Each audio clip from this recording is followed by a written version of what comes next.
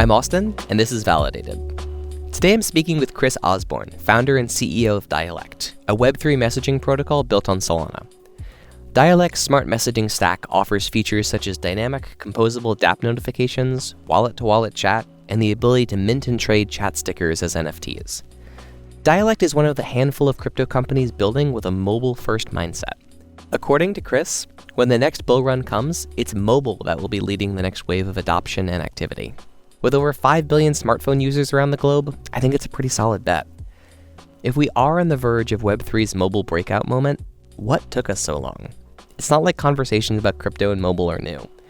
We consider this question from a number of perspectives: technology, UX, and maybe most significantly, cultural paradigms around how we use mobile. We also discuss the role Web3 native smartphones like Saga will play in mass adoption. For crypto users and developers alike, there are a lot of advantages for Web3 applications running on your phone, not in the browser. Chris gives us a peek behind the curtain to see what it's like getting Web3 applications approved by traditional distributors like the App Store, and as you may have guessed, it's kind of a nightmare. Apps like Dialect are just starting to scratch the surface of what's possible when mobile and crypto collide.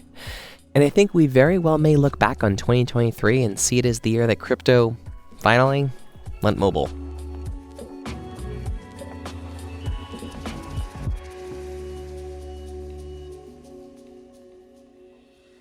Chris, welcome to Validated.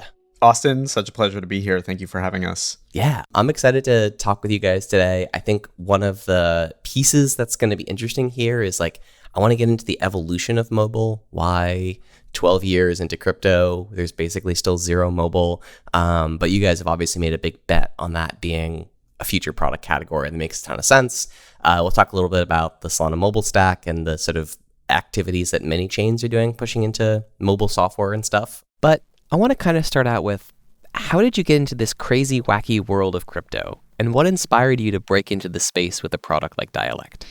Yeah, I can give a very brief background on myself. My background's in physics. I did my PhD in atomic physics. So this is like precision measurement of atoms, using light to study atoms, atoms to study light for timekeeping and all kinds of other purposes, but also quantum computing. I learned in grad school that I really love to write software and build products. So after grad school, I split the difference and went to Rigetti Computing, which is a quantum computing startup.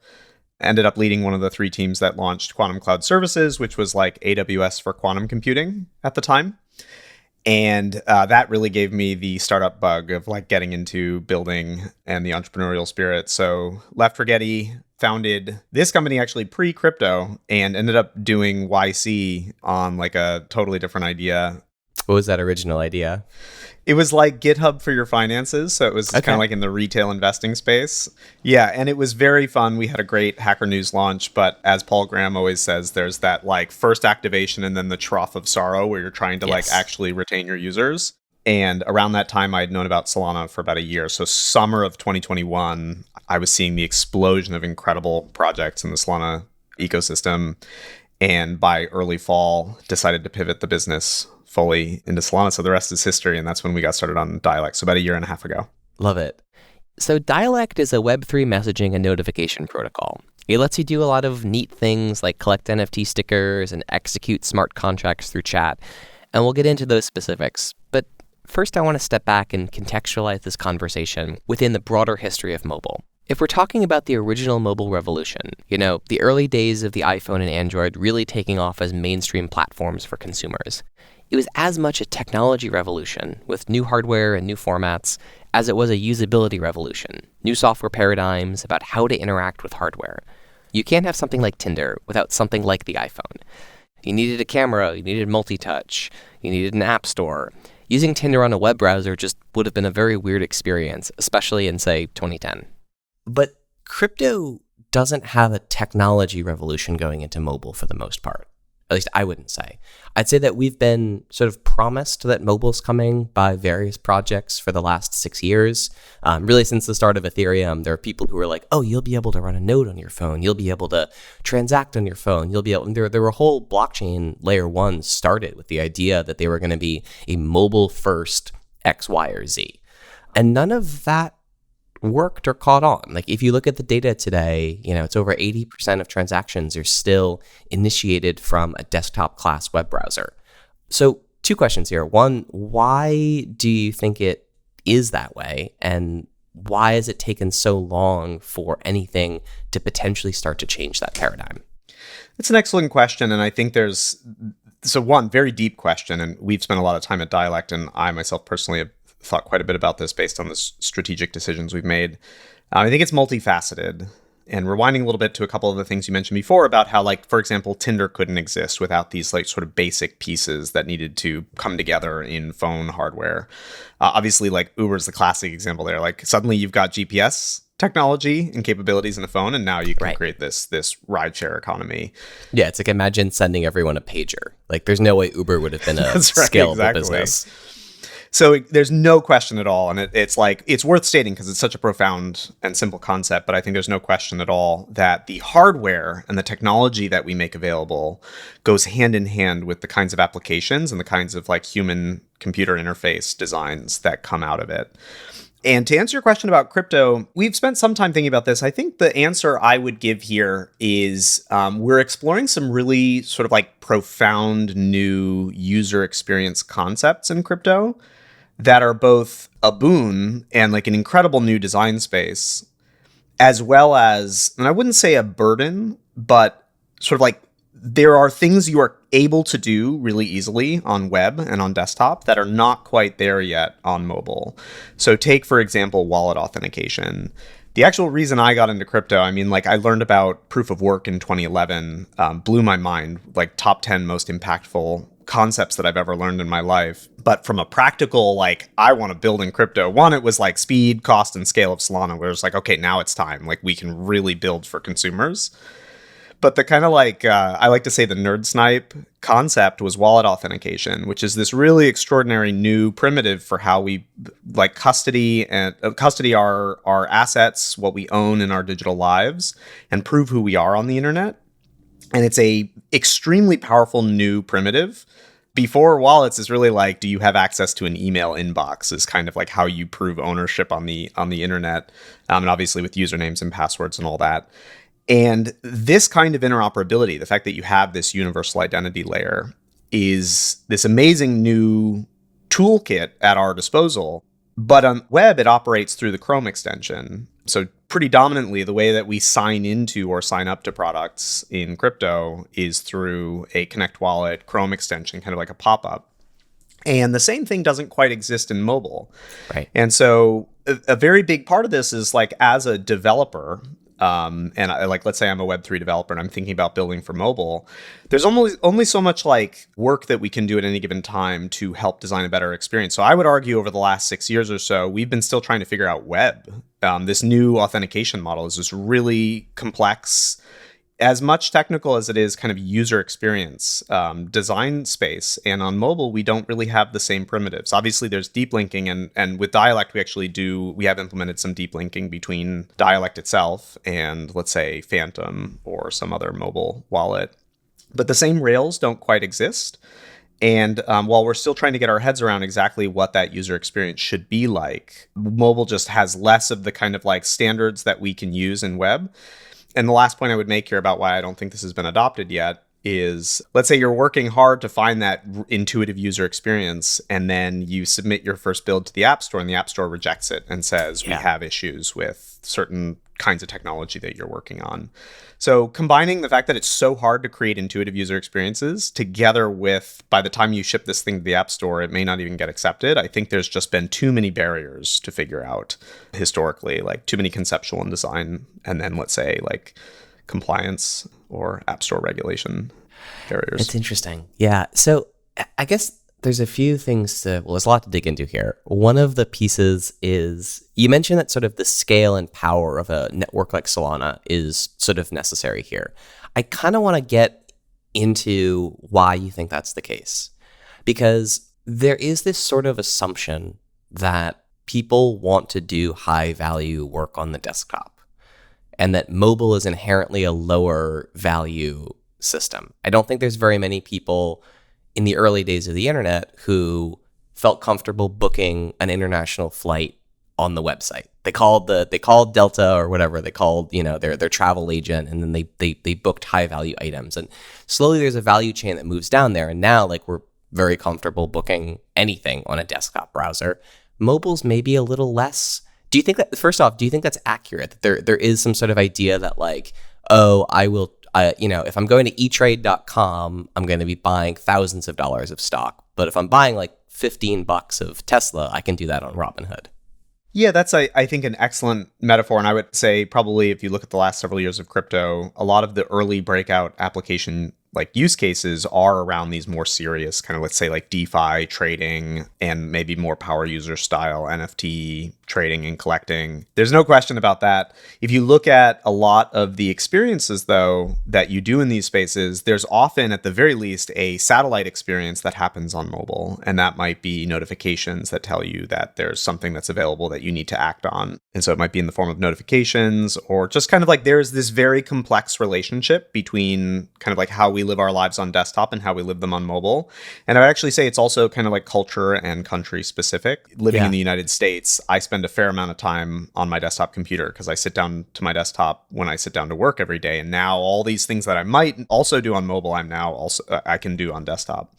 So there's usually, I think, like a really tight, complex relationship between the two. I would also add, through these multiple waves of crypto adoption that we've seen so far, I think we're moving more and more toward consumer. So during the next breakout wave for crypto, one of the things I'm most excited to see is genuine kind of like consumer mobile experiences. Whereas historically, I think you're absolutely right. There's been these like more heavy duty, more say prosumer or professional trader experiences to date. Yeah, you were talking about sort of this idea that things live in a Chrome extension. And it sort of is like the Chrome extension and the desktop browser is sort of the last bastion of this idea of the open web. That almost everything you engage with on your mobile phone is siloed into applications that are installed on the phone, or even if they're going through the web browser. Safari on iOS just got extensions like a few months ago, let alone like all the space where the mobile web browser is still not as powerful as the desktop class web browser even today. And I think it's really interesting that sort of there's this idea that Web3 is somehow less accessible, or it's like it's open, but it's open in a different way. And the kind of funny thing is the paradigm of how Web3 is built is kind of the paradigm of how software in like the early 2000s is built. Obviously a very different technology stack, but this idea that like anything can interface with anything else, and that you're building with this sort of very open ecosystem, and the rest of the world has sort of moved away from that model. Crypto is kind of one of the last holdouts of this like very like early 2000s idea of how the internet should be built.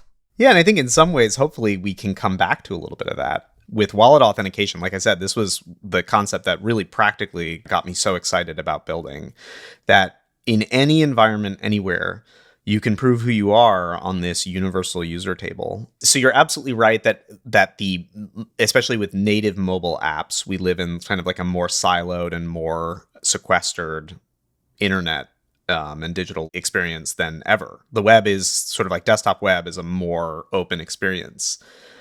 That said, there is a kind of at your fingertips experience that I think is inescapable with mobile that can combine really powerfully with this concept of interoperability. And the reason I say that is, so for example, with Dialect, we're building a messaging experience. And one of the things that we've built is this thing called the smart message.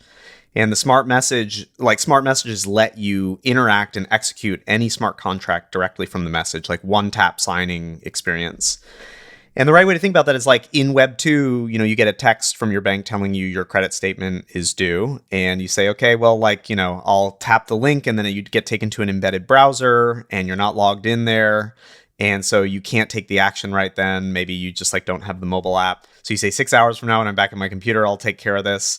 A huge part of the internet is like taking action on calls to action that come over some messaging medium. Yes. And the reason we're so excited about mobile, and to finish this thought on kind of like the power of things being at your fingertips combined with the interoperability of Web3, is protocols can send notifications, users can share links to different resources on the internet together in Dialect. And if that protocol has enabled smart messaging, it will unfurl to a link preview that actually has the button to take action right on the message. And so in that mobile environment, there's still this incredible power where, like, no matter what app you happen to be siloed in, you can still take action and execute any smart contract or really effectively click any button on the Web3 internet directly from the message. And we're insanely excited about that potential. And that's a very big reason why we chose to build mobile, is because mobile's already essential. We see it as an absolute essential requirement during this next bull run in crypto. When we get there, we really think it's going to be breakout consumer experiences and social and more of a mobile experience. That's all necessary for mobile, or mobile is necessary for all of that. Right. But in addition to that, we think Web3 can take it to this new place where you actually don't need to hop between apps. You can just take action right from whatever experience you're in. And there's this deep interoperability. And we're insanely excited about that. Yeah, it's interesting because I think one of the first times I saw Dialect do was as a Chrome extension. And it was like, oh, this is clunky. Like, they're not the product, but the idea that I'm going to look for a notification icon in the top right of my browser, and then I'm going to pop open a thing, and that's where that experience is going to live. It felt very difficult to sort of look at that and see like, oh, I see where this is kind of going. So I guess like walk me through a little bit of like, was mobile always the plan with Dialect, or was that something that sort of you saw emerge when there was changes in the technology stack that made it possible to do? Yeah, actually, so there's maybe 2 points here. Mobile was always the plan, but you're right. I could probably date when you first tried Dialect according to sort of like your gut take on the experience. We launched a little bit about a year ago, early March of 2022, as open source developer tools around messaging, specifically around notifications. And so we saw this as the kind of like get integrated into a DApp. You can be a little notification bell in the nav bar, just like you were saying on a website.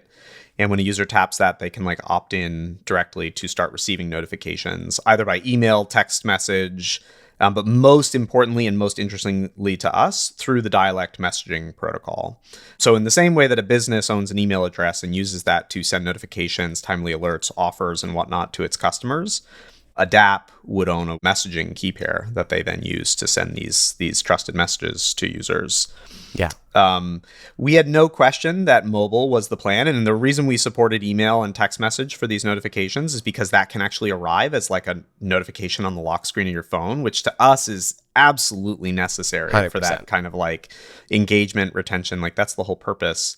But the dream has always been a great mobile experience. And the real shift for us actually happened last June at the Saga announcement event. So I think in New York City, the Solana team unveiled its plans to build Saga, the mobile phone. And we were looking at that together with, we had a ton of success integrating into projects across the Solana ecosystem, but still the only way you could really get Dialect messages on mobile was to get like an email or a text. And you can't do smart messaging. You can't do these other incredible, really uniquely Web3 things that make Web3 messaging really delightful and interesting and revolutionary. Couldn't do that over email or text. And so we said to ourselves, we either get integrated into a great mobile product or we go and build it ourselves. And the reason we chose to launch Dialect, the mobile app, which we did at the end of this year, a few months ago, was because we saw this opportunity to lean in and create rapidly iterating, following user feedback to create that incredible, delightful, really great consumer experience. But the catalyst for us was Saga. It was the Saga event. We said to ourselves, you know what? It would be such a loss not to build for the Solana mobile stack, not to build for Saga.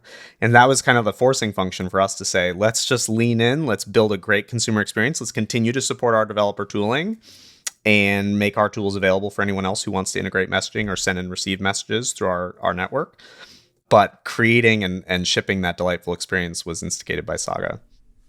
It's so interesting because there's like many different problems, and I want to get to the App Store one eventually because that's a big, hairy one I'm sure we'll spend a ton of time digging into. But what about Saga and what about the Solana mobile stack? And for those who aren't familiar, this is an open source framework that bolts onto Android that enables a whole series of pieces of mobile development that are hard to do otherwise for some types of applications. Looking at Dialect, I actually would not have thought that this is something that required something like the Solana mobile stack to be viable on a mobile device. So I'm curious from your perspective, what about the Saga event and the launch of the Solana mobile stack was something that made you guys go from this is somewhere on the roadmap to this is the next thing on the roadmap? Yeah, I think the quick answer there is just the opportunity to showcase what we think Web3 messaging can be at its best. And that means leaning in and kind of owning that end consumer experience. That was the number one thing. But the number two, to answer your question about does Dialect need to be on Saga? We are live today on iOS and Android and have a user onboarding experience that we have obsessed over. And we're seeing folks inviting their kids, whether they're high schoolers or their parents who've never tried Web3 before and are trying sort of like Web3 crypto, their first experience with true digital ownership and self-custody through Dialect on iOS, on Android and Google Play, and then very soon, and we're very excited about this, on Saga. And so the answer is there are quite a few different things you can do in Dialect Mobile. And for example, on iOS, we hold the key for you. So we're kind of like a software wallet. And so we've made this seamless onboarding where a user doesn't have to have ever heard of crypto before, never have like KYC'd through Coinbase or Binance. Yep. And they can get into Dialect and try things out. And maybe we can talk a little bit later about how we give them their first taste of true digital ownership with state compression and some of these other techniques. But the main thing here is we're a software wallet on iOS and we have your keys there. And we've built this experience around approving transactions, signing, keeping things as secure as possible and making sure they never leave your phone. The problem is that's kind of hurts the ability to do truly interoperable things. And so if we look at, your average experienced crypto user today, they probably have multiple wallets, including a ledger. And that's a much harder experience on, say, iOS than it could be on Saga, where the actual wallets themselves are on the phone and the secure seed vault is on the phone.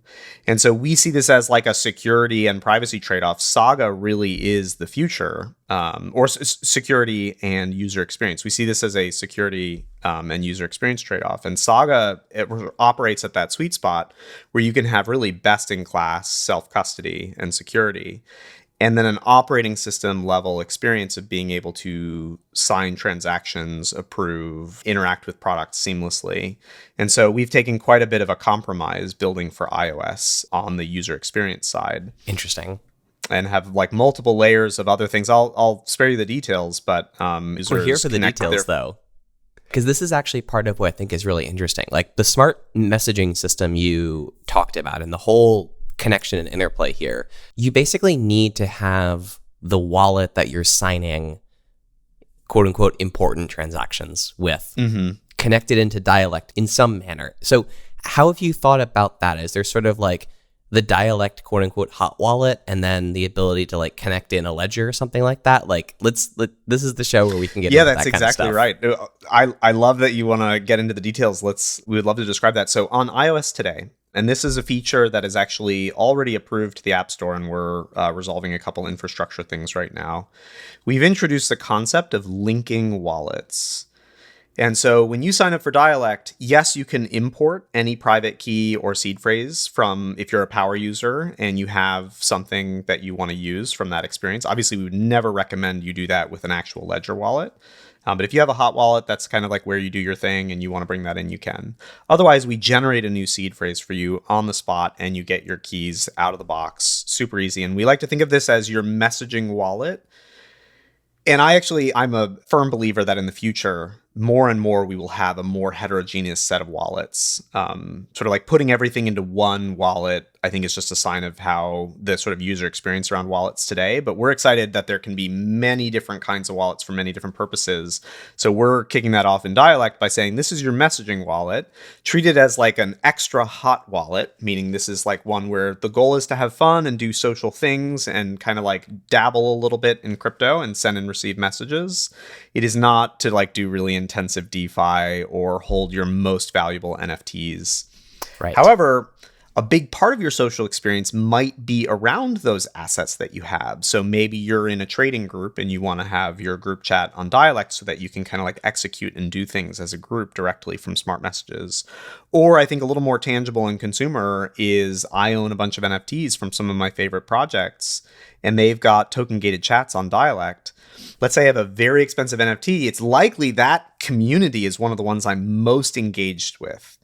And so I'm actually going to want to link up and show to Dialect that I own that NFT so I can get into this chat and do fun and interesting things without compromising on security. And so with Dialect, what we've done is we've introduced the concept of a linked wallet. And a linked wallet, we don't have any knowledge of your key pairs. We never see any of that. We basically, like when you go to link a wallet in Dialect, it opens a camera and it says, go to this website, that's Dialect.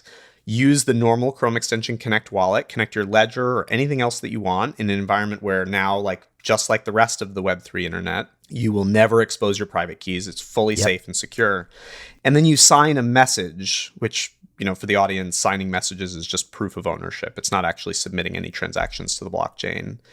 It generates a QR code, you scan it with your phone, and boom, now Dialect, you've got this like multi-wallet linked wallet experience in Dialect. And now your profile not only shows you the kind of assets that you have in your messaging wallet, but it brings this unified experience, and it might pull in some of your high value PFPs that are in this Ledger wallet. So fully secure, really safe experience.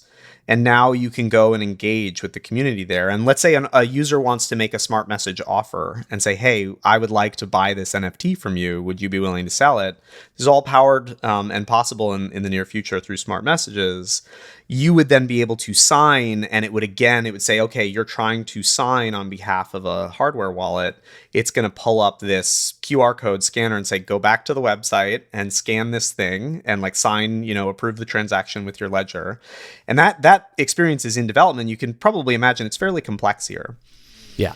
And the pulling this full circle on Saga at the operating system level and at the hardware level, you have secure key custody and a seamless signing experience. And all of that is just a better experience on Saga, right, where you can maintain a lot of the security and also have this rich multi-wallet experience. And so as we design more and more today, Dialect on iOS is very similar to Dialect on Saga. That is about to not be true because of these improvements to the user experience that exist on Saga. And obviously also because of what can and cannot be, or is likely to or likely not to be accepted by the Apple App Store. Yeah, so let's get into that. What are the sort of things that iOS, either from a technical or policy standpoint, won't let you build? At a high level, I think there's two challenges. First and foremost, I would say I think exactly what is allowed on these major app distribution platforms such as Apple is a bit of an unknown and a moving target. And so I'll just disclaim or set the disclaimer that a lot of what I'm about to describe is what we've learned from experience and is not necessarily like exactly what will or will not be approved. I think part of the challenge here actually is like a meta point is not really knowing exactly what can be allowed and what can't. But in short, I would say there's two things. Independent of Web3, Apple has an in-app purchasing system that they require applications to use in order to do either premium features, in-app commerce, similar things. They have a certain cut that they take on all like commerce that happens through apps. And so if you want to do crypto commerce, which is very interestingly and really revolutionary, is like this decentralized economy and decentralized commerce. At the very least, Apple is looking for projects. If you offer ways for users to make purchases in-app, then you need to run on Apple's in-app purchasing rails. Yes. Second to that, there's also in general a bit of uncertainty around just crypto generally speaking.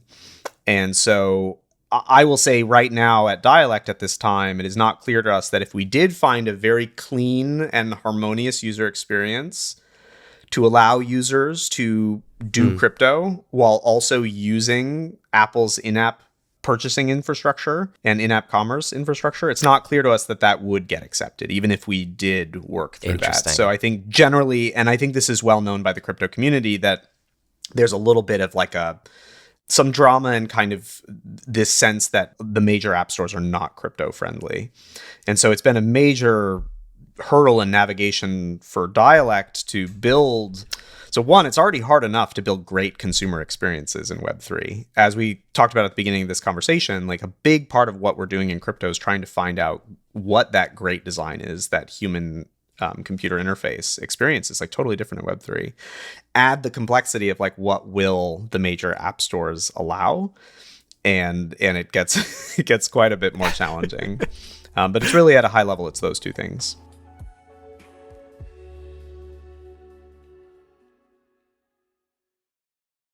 So, Solana Labs has their whole initiative that they've launched, the Solana mobile stack, which includes things like a seed vault, which is a place where you can securely store private keys on the phone. You talked about a whole bunch of APIs for interfacing on how to actually talk to that seed vault and how to talk to RPC servers. And then also this decentralized app store. And that's kind of where that policy piece comes in. When we're looking at kind of like the app store policies, it seems like Apple has taken a bit of more of aggressive stance than Google has on this stuff, but there's still a bunch of reasons why something like this probably wouldn't get through the Play Store as well, right? I believe that's right. We, generally speaking, invest more time and energy negotiating and working with the reviewers and the teams at Apple than we do at Google. But generally speaking, and this might be like our style at Dialect, we ship quickly and we experiment and we iterate, and we're kind of learning empirically what is allowed and what is not allowed. There's obviously plenty written by all the major platforms, or really I should just say at the iOS App Store and Google Play, right, around what they will and will not accept. But we've found a little bit of gray area, so we tend to just ship experimentally, find out what happens, negotiate, and we've had to do relatively little negotiation to date with Google Play. But we also are only just beginning to turn on some of these really rich Web3 native experiences with smart messages. Our app's only been in the App Store for a couple months now.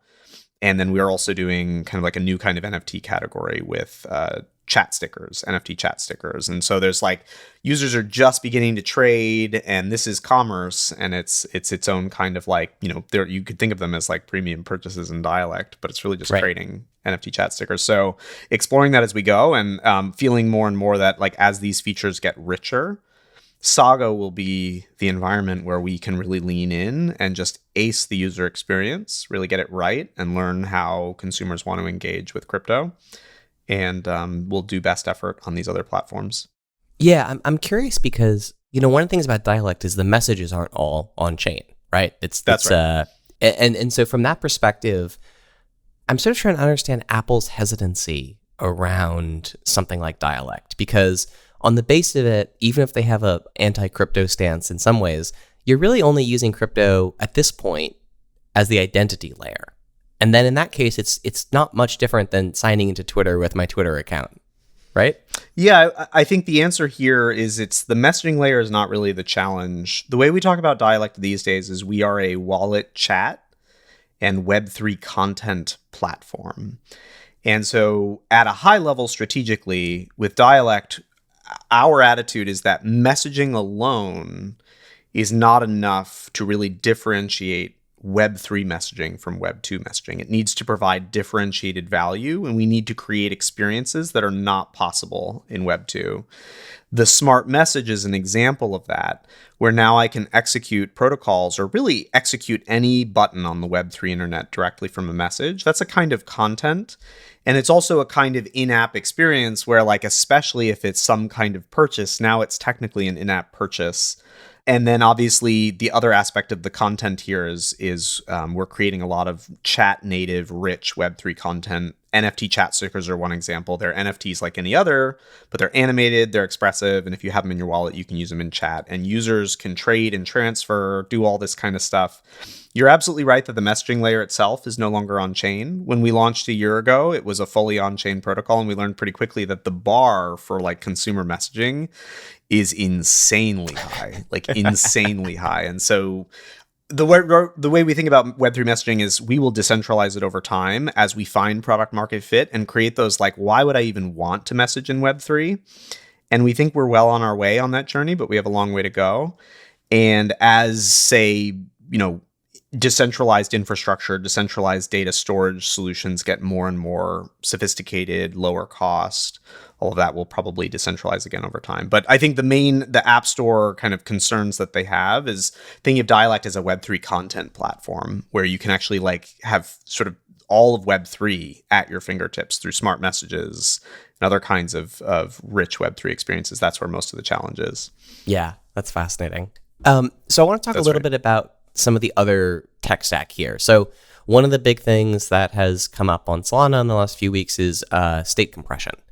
And state compression is this really interesting way of basically fitting more data into less space on chain, which has the effect of dramatically reducing the cost of something like minting NFTs or sending a transaction. The NFT cost reduction is about 26,000x, which is, pretty interesting. I'm a big believer personally that step changes in cost function drive innovation more than anything else. Oh, absolutely. Yeah, that like when you get 3G internet for the price of 2G internet, suddenly the mobile phone revolution kicks off. When you get DSL for the price of 56K modems, the Web 1 internet kicks off. So I want to hear a little bit about how Dialect is using this and sort of what some of, like, do you agree with that assessment that this is sort of something that has the ability to unlock a ton of stuff? And if so, what are the kinds of things that you're thinking about now that maybe you weren't thinking about when it costs 12 cents to mint an NFT? Yeah. So to answer your first question about do we see this as a revolutionary unlock, the answer is absolutely yes. Like, investors, when they're looking at new technology, they say, is there a 10x anywhere in what you're doing? If yes, then go for it. This could be $1 billion idea. And you just mentioned like up to like 10 to the 4, 10 to the 5, like 26,000 is just an enormous change. And we are absolutely using this technology at Dialect. The other kind of interesting thing about how we feel this relates to mobile is you mentioned right at the top of the conversation this question of like historically crypto has been around kind of doing expensive or high value things. And it's not uncommon that you want to kind of like sit down at a computer to do that kind of stuff. We see state compression and some of the things that are being built by Solana as really nicely timed and lines up nicely with this mobile adoption of being able to do more consumer and more abundant style things. So maybe to get very concrete, Dialect, I've mentioned a few minutes ago. So we're a messaging platform. One of the most fun things on the major Web 2 platforms are chat stickers. It's been an explosive tool for adoption in Web 2 messaging. I think between projects like, or apps like Telegram, WhatsApp, WeChat, Line, Kakao, I think it's any individual messaging platform. Like Line, I think makes hundreds of millions in revenue off of chat stickers every year in Web 2. And I think I'm forgetting the exact number of artists who make chat stickers, but it's just an enormous industry that we use every day, but we never really think about as an industry. And the top earners, the top artists really I think they make millions in revenue. And we believe that if you make those truly ownable digital collectibles, so at Dialect, we've made NFT chat stickers. That's the thing that we're doing now. We think it takes the collector's experience to a whole new level. And I'm not going to try to describe to you, and I also imagine I'm preaching to the choir here, Austin, on really what true digital ownership does for the psychology of like my engagement on the internet and the things that I own in my digital life. Chat stickers are just like ripe territory for that. No, 100%. And this is something that when we had Black Dave, who's a Web3 native musician, on a few months ago.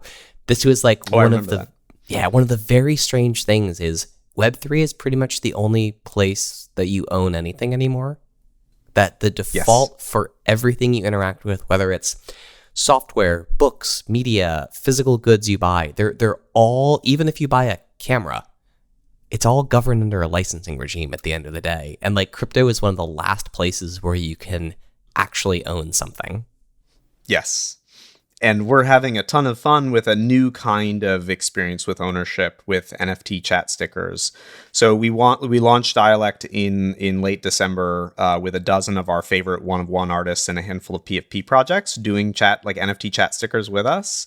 And since then, the interest has exploded. So we're now working with hundreds of artists across many of the major PFP projects, a lot of our favorite one-of-one artists. The Dialect team itself is really quite embedded in the art and creator community, especially on Solana. And our users have gone completely nuts over this stuff. And so I think to date, we just turned on minting using this state compression tech. And I'll talk a little bit about why that's necessary for chat stickers. Turned this on a couple weeks ago, and I think our users have now minted over 100,000 chat stickers, and the number's only growing. We've only launched minting for maybe under 10, maybe 10 collections so far, but we are working with, I think, over 150 artists at this point. So this train has left the station, and it's this incredibly fun new experience. And the thing I hinted at a moment ago is we really do think NFTs as a technology really like take chat stickers to the next level. And just to give you a sense of the user journey, in Dialect, you claim these sticker packs that are almost like these little foil packs where the act of opening the foil pack mints a random set of stickers from the collection. And so let's say the artist does 20 different stickers. You might get 8, 12, maybe 15 of them, and each sticker is of varying rarity.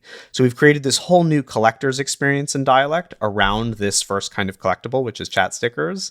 And people are telling us, they're like, this is the most fun I've had since, whether it was like Pokemon or baseball cards, that kind of like, what did I get? And like, I want to collect and I want to build a whole collection around my favorite artists and whatnot. That's something you can't really do in these Web 2 experiences, or at least it hasn't been explored at all. And obviously, once it's like a true digital collectible, a true owned thing, an NFT, it really, like, the psychology is just takes it to a whole new level. Trading cards is another one of those like crypto memes, right? Like yes. Oh, we'll use crypto for payments. Oh, we'll use crypto for mobile. Oh, crypto will be the ultimate trading cards. Why do you think that hasn't caught on yet? But like stickers obviously are getting a little, like, you can see a glimmer of where we're almost ready for it to catch on. But as you're mentioning, this is like if you include Fortnite skins, this is a multi-billion-dollar business. It's an enormous problem space. And it's like barely exists on crypto yet.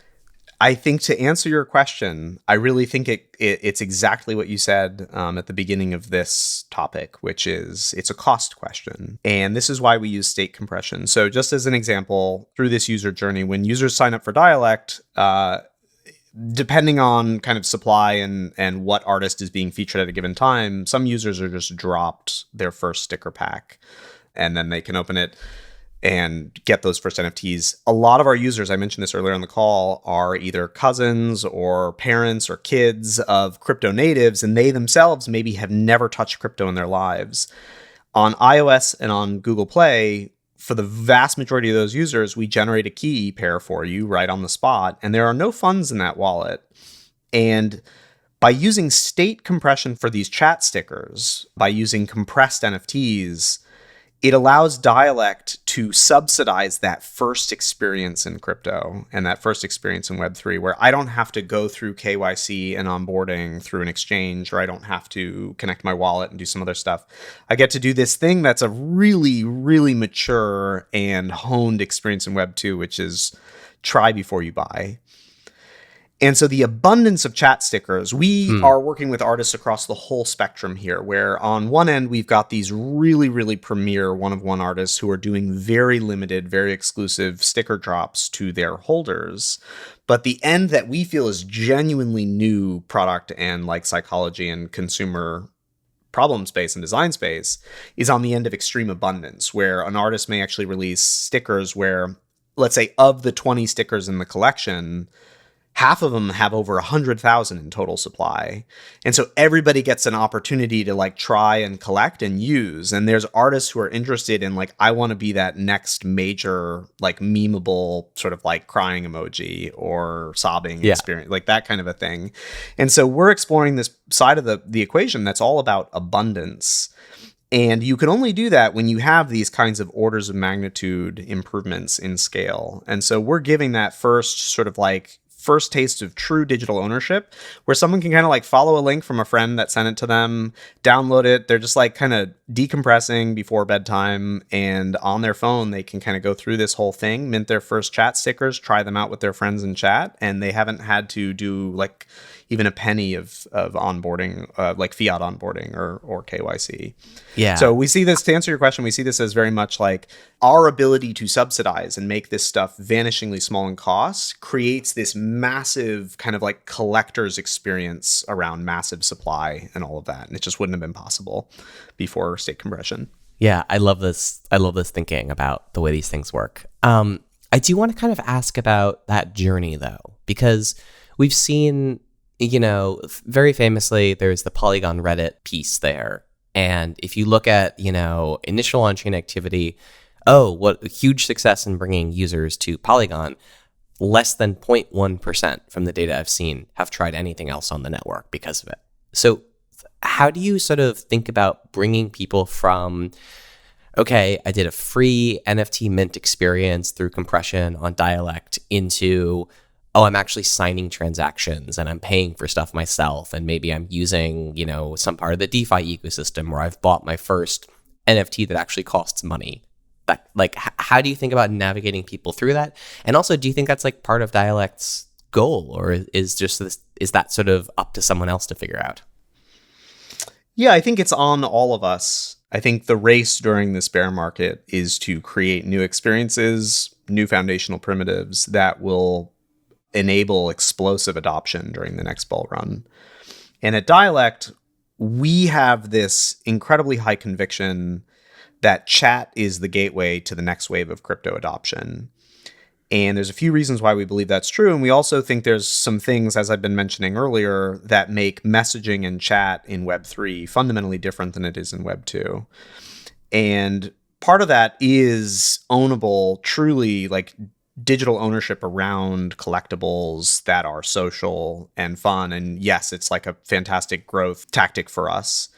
But to answer your question around why do people stay around and what do they do next, we see that as, or one primitive that we're building with is the smart message to make that possible. So let's say I'm brand new to crypto, my brother, my sister, my cousin invites me in and they get me into Dialect, and I have my first chat stickers, and I actually see, you know what? I got like 5 of the 20 that I really like, but that my friend has the one I really, really want. And so I say, you know what? I'll give you this one for that one. And we execute a smart message offer right in the chat. And I get like, our users are already doing this today. We turned this feature on a couple days ago. And then I say, okay, this is really cool. I'm understanding what it means to sign a transaction and transfer. And then they say, you know what? Where I spend a lot of my time is on this DeFi site where I like earn really good yield, or maybe I'm like doing a lot of trading on an NFT exchange. And with smart message integrations, they can actually sort of onboard me to these new experiences in a familiar and intuitive and social context where I can chat right with them. And so we think that with interoperability of Web3 powered by the smart message, together with that kind of social context around chat, we really think that this is how users start to learn about the whole ecosystem and really like stick around and sort of like become convinced over time of the power of Web3. And so we are working with dozens of projects on smart message integrations. A lot of them are going to be coming online in the coming weeks and over the next quarter. And it's really about bringing Web3 into chat. And I think that that's necessary, one, to prove the power of the interoperability of Web3, but also just sort of like expose users to the great things that can be done in crypto. Yeah, that's super interesting. That's kind of like I like that paradigm for how this stuff evolves into the future too. That like signing transactions doesn't have to be something that occurs outside of this app, and you can sort of train people inside of it, and then sort of a very AOL model. It's the beauty of interoperability for sure. And then it all, in our attitude, this all has to be on mobile. Like there will absolutely be a desktop Dialect experience, and we have like a rich set of tools and infrastructure around that historically. But mobile is where I am going to be able to engage with my normie friends and really help them try things out right at their fingertips. I guess the only other thing I kind of wanted to see if you had any thoughts on are Solana's not the only ecosystem that's now got major mobile pushes and initiatives. Celo's been doing this for a little while. Polygon had some integration work they were looking to do with Nothing, another phone manufacturer. Funny name. What do you think is the reason that we're seeing this come up now? Is it social? Is it technology? Is it an evolution of the way people in crypto are thinking about products? I think the answer here might be two-part. Let me try this out. There is obviously inherently, because of Web3's interoperability, there is this importance of standards. And the Chrome extension, as the way you authenticate and do things in crypto, the wallet API, like what kinds of functions the wallet responds to and whatnot, is a evolving but very kind of like universally accepted standard for how you interact with the Web3 internet. And that has been a many years effort and a lot of hard work. I know the Solana Labs and folks such as Jordan Sexton have been designing the wallet standard, which is now actually agnostic to Solana. It really is just like, this is from our best learnings over years of work. How should I be able to interact with the wallet? I think there's like only so much we can do. Here's like designing tech that is results like designing tech and infrastructure and APIs that results very, very, very literally and tangibly into a user experience. Yeah. And as we get things right or wrong, we get great or horrible user experiences. And I think that's such a hard design challenge that we're just beginning to sort of free ourselves up as that matures, like sort of the Chrome extension wallet API. We're just beginning to enter the territory where we now have like the mental capacity and bandwidth to really think through really deep design work on what a mobile crypto experience can be. So I look at the effort of the Solana mobile team, building the Solana mobile stack, building Saga. And this is also like kind of a deep hardware and software relationship. That is a really intense and very thoughtful and deep design effort. And I know it's actually also very closely related to the wallet standard itself. I think the wallet standard that Solana has been working on is obviously fully compatible with that and mobile wallet adapter. And so I think it's really just sort of like, what's on the frontier? What is the thing that's consuming your sort of mental cycles around good user experience? And I think we've really only just sort of like opened up the budget in our design problem space to think through this. I also think it's like, if you look at the waves of what has been explosively successful during the previous crypto runs, like DeFi summer, I mean, it's ancient history by crypto standards, but it wasn't that long ago. And so there's just been kind of like a buildup of adopting and onboarding users who are interested in the kinds of problems that we're talking about. And as you get into mobile, it needs to be like more about, like coming back to this thing about state compression, it needs to be more about abundance and kind of consumer experiences, all that. So I think this is kind of like coalescing. We're feeling out this frontier problem space and just beginning to see the demand and the need and the potential for mobile. Awesome. Well, Chris, thank you so much for joining us today. Austin, thank you very much for having us. It's our pleasure. Validated is produced by Ray Belli with help from Ross Cohen, Brandon Ector, Amira Valiani, and Ainsley Medford. Engineering by Tyler Morissette.